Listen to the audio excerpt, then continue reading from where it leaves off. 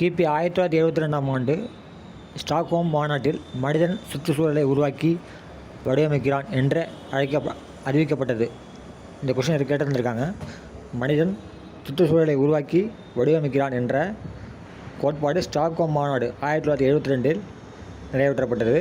அதேபோல் Rio de Janeiro நகரில் 1992ஆம் ஆண்டு, கரெக்டாக 20 வருஷம் கழித்து ரியோ டி ஜெனிரோவில் 1992ஆம் ஆண்டு நடைபெற்ற புவி உச்சி மாநாடு ஐக்கிய நாடுகளின் சுற்றுச்சூழல் மற்றும் வளர்ச்சி மாநாடு என அழைக்கப்பட்டது.